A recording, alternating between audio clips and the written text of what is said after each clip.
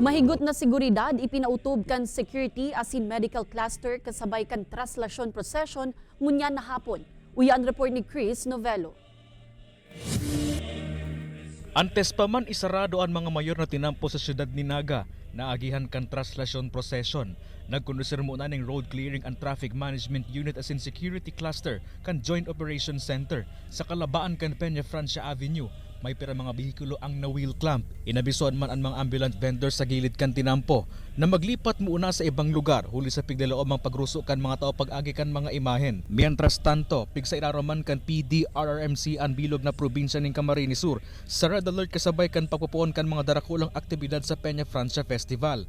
Ninhuli kaini naka-standby ang gabos na response team sa probinsya sa posibleng deployment as indugan na personahes kung kinakaipuan para mamantinir ang solemneng selebrasyon ngunyan nakapiestahan.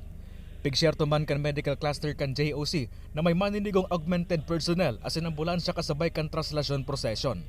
We are fortunate enough na mas gulping niya na ang nag-commit ng mga ambulances. Actually, it's around 24.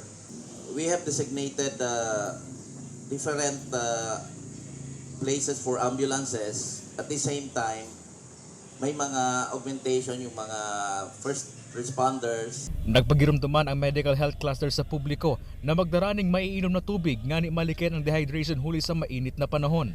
Inabisuan man kayo ng mga vulnerable na dain na pagpiriton pa na mag-iba sa prosesyon para malikin ang anuman na insidente. Titingnan natin doon usually yung mga nahihilo because of dehydration probably, no? Kaya we suggest that yung mga tao pagpupunta sa translasyon, mag-inom na sila maraming tubig. Kay banan si Gerald Gandia, Chris Novello, Balitang Bicolandia.